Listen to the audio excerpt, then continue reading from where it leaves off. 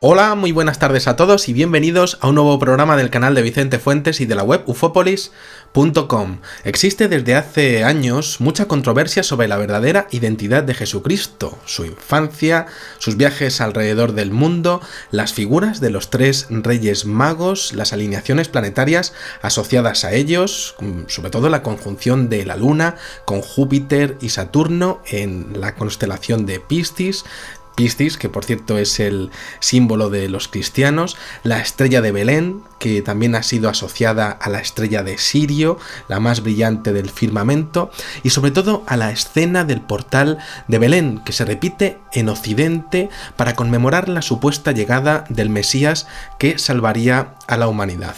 Sin entrar en polémicas vacuas y por supuesto, con todo respeto, ya que existen diferentes interpretaciones de todo tipo en diferentes credos, me gustaría enseñaros un descubrimiento que se realizó en el año 2005 en una pequeña cueva situada entre el Valle del Nilo y la meseta de Gilf Kebir, en medio del desierto de Egipto, que a mí personalmente me parece fascinante.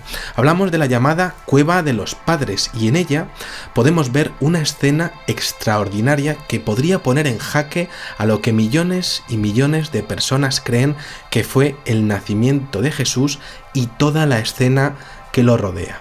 Los descubridores son el equipo de Marco Morelli, que es el director de Ciencias Planetarias de Parto en Florencia, y bueno, pues estos científicos han expuesto públicamente hace pocas fechas este hallazgo. Han tardado casi 11 años en exponerlo, tras estudiarlo detenidamente durante, como decía, más de una década, y aquí vemos tres figuras que han sido identificadas como un padre, un papá, una mamá y una figura infantil que está por encima de ellos, es decir, un padre, una madre y una figura que es un niño que está ascendiendo o descendiendo.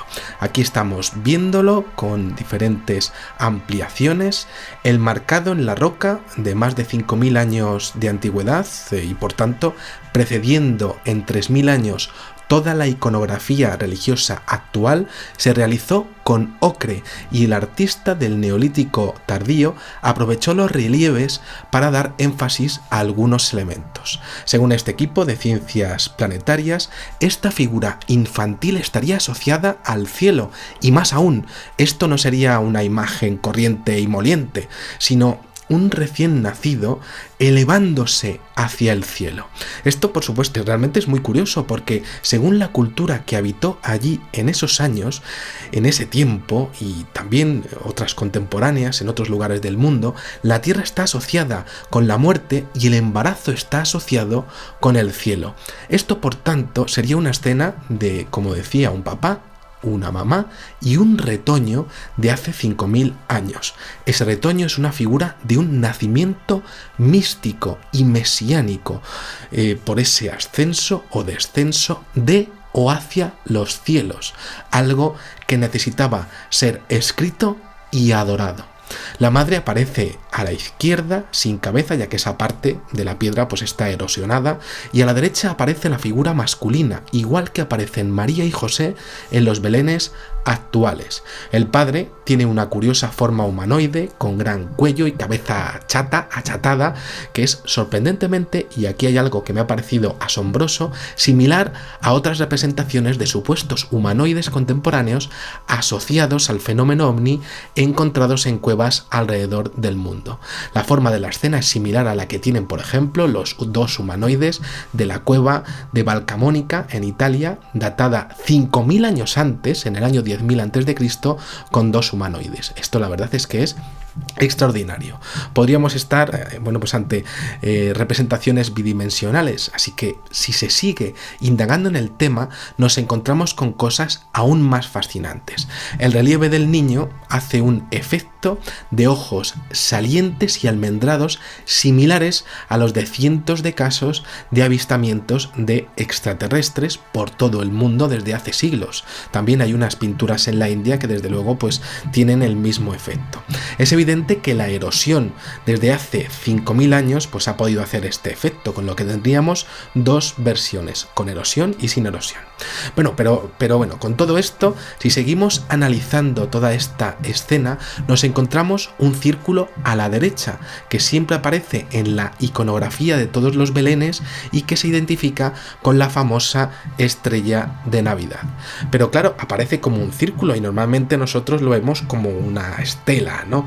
Y no como una especie de cometa, ¿no? Con su estela ahí tan bonita, ¿no? Bueno, pues lo que estamos viendo aquí es una representación real, y es que lo de la estela fue solo una invención del pintor Giotto di Bondone, impresionado por el paso del cometa Halley en el año 1301. Ahí por tanto tenemos a la estrella de Belén y bueno, pues es que se ha teorizado como una posible explosión de una supernova, como la estrella Sirio y como una alineación estelar, la de Júpiter con Saturno, como decía en la constelación de Piscis. Esto lo decía al principio la de los cristianos, ¿no?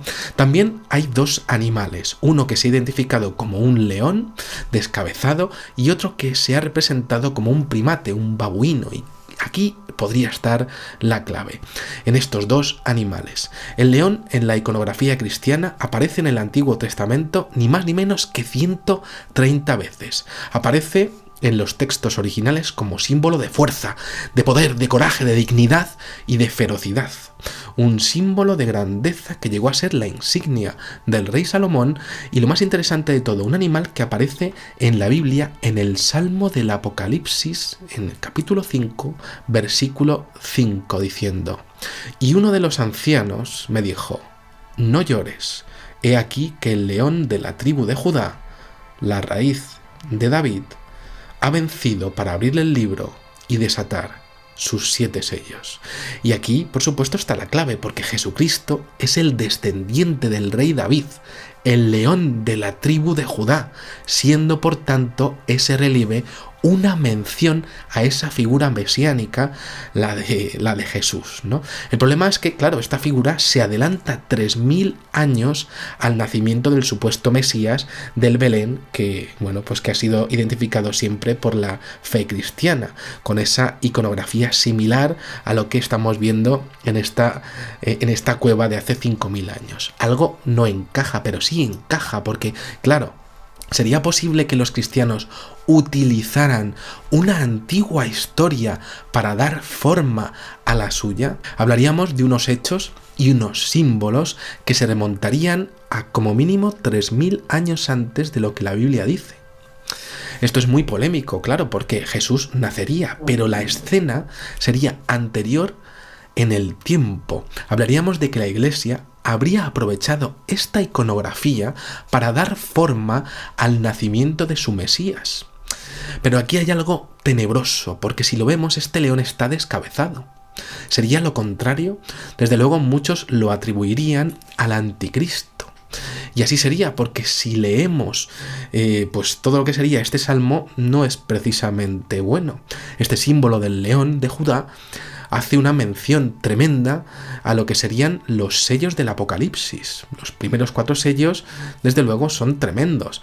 El primer sello introduce al anticristo, el segundo causa una gran guerra, el tercero una hambruna, el cuarto hambre y más guerra, el quinto, pues aquí habla de que todos los que sigan la fe de Cristo serán martirizados por su fe durante el tiempo del fin, y el sexto y el séptimo pues crearían brutales terremotos. Además, el sexto es muy curioso porque aparece ese terremoto con unas conjunciones planetarias y astronómicas que serían totalmente extrañas, ¿no? Como lo que veíamos con esa conjunción entre Júpiter y Saturno y la Luna, asociados ellos a esos 3 reyes magos.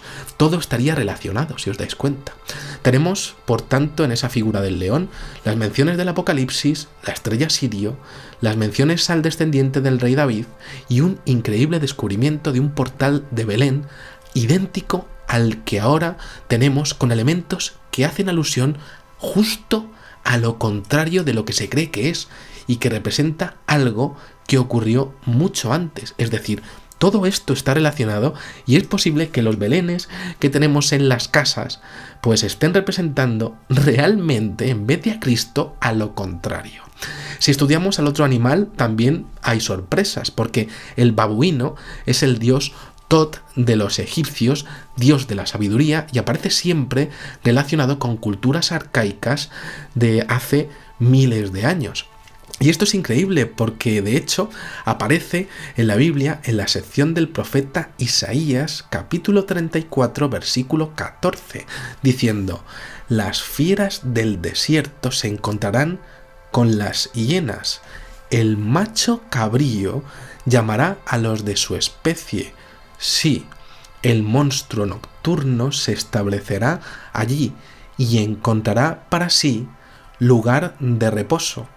Ahí, por tanto, tenemos un babuino que expone una figura de un macho cabrío identificado con la iconografía del anticristo o del satanismo desde hace milenios, y según el profeta Isaías 34:14, un establecimiento aquí en la tierra, como veíamos esa llegada de ese retoño a la tierra. Una llegada, como decíamos, ¿no? El ascenso o descenso del bebé es otra clave del dibujo. Es algo divino para los que lo escribieron, y así lo han expuesto los investigadores que lo han descubierto, tanto para bien como para mal. Más que curioso, desde luego, es este portal de Belén, como vemos. Se sabe por la apertura de fosas que el rey Herodes sí mandó matar a cientos de primogénitos al enterarse del nacimiento de un niño en Belén, que todos pensaban que iba a ser Jesucristo, y se sabe que las alineaciones planetarias coincidían con la aparición de esos supuestos 3 reyes magos de Oriente, como esas alineaciones de Júpiter, Saturno y la Luna que decíamos al principio. Es decir, a alguien estaban buscando hace 2000 años, pero la iconografía encaja con este descubrimiento de estas pinturas de hace 5000 años, pasando de largo, si me apuráis, el tema de la relación con los seres ajenos a la Tierra, aunque los ojos sean de lo más siniestro y las figuras sean idénticas a las de Italia y la India, ¿no? Bueno, es evidente que sigue habiendo un misterio de cómo y de cuándo nació esta figura de Jesucristo, y de hecho existe un gran parentesco en la iconografía religiosa con ese niño nacido supuestamente del Espíritu Santo y de la Virgen María, un niño que sería hijo de Dios ascendiendo o descendiendo del cielo. Es lo mismo que vemos aquí si elegimos la primera opción, como decíamos, y no nos quedamos con esos ojos almendrados que son similares también a los seres de Sego Canyon de la India o de Italia, como decíamos, ¿no? Esto es completamente subjetivo. Aquí, por tanto, tenemos una serie de elementos que podrían haber sido utilizados en su momento en una amalgama de tradiciones, tal y como ocurrió con las celebraciones de los solsticios y las Saturnalias romanas para celebrar los 25 de diciembre y así aunar a todos los credos. Ante esto, como siempre, preguntas fascinantes. ¿Sería posible que esto fuese un hecho que incorporaría a la historia del cristianismo para dar más fuerza a las profecías que decían en aquellos tiempos que nacería el Hijo de Dios? ¿Sería de hecho posible que la Iglesia necesitara una iconografía preciosa, humana, que conectase con la gente de aquel entonces y hubiese utilizado esa escena antiquísima para llegar a todo el mundo? ¿De dónde saldría esa escena hace 5000 años? ¿Cómo se tomaría a día de hoy la Iglesia y el mundo todo esto que se ha descubierto? ¿Cómo se lo va a tomar a día de hoy? ¿Y cómo se lo tomaría la gente que tiene los belenes en casa? Que toda esta representación que tenemos fuera una representación que hace alusión a algo que pasó hace 5 o incluso 10.000 años. ¿Cómo se lo podría tomar esto el mundo? Porque sí que os digo que, por supuesto, esto que estamos hablando no va a salir en los medios de comunicación normales. Bueno, todo está relacionado, como vemos, es siempre lo mismo, la misma historia, pero con saltos de 3000 años. ¿Usó la Iglesia la iconografía que había en el antiguo Egipto y en el Imperio Romano? ¿Y esto lo usó para su expansión? grandes preguntas sobre arqueología y paleoarqueología. Y bueno, pues aquí tenemos este programa, por supuesto, con todo respeto, que lo he hecho, que espero que os haya gustado muchísimo. Y nada, bueno, pues espero que todo esto os haya hecho pensar un poquillo en lo poco que sabemos realmente de nuestros ancestros, y que, bueno, pues si tenéis alguna pregunta o algún descubrimiento que hayáis hecho por vuestra cuenta, pues lo pongáis en la cajita de comentarios. Nada más, espero que os haya gustado muchísimo este videoprograma y os espero en el siguiente. Muchísimas gracias y, como digo siempre, salud y suerte. Adiós.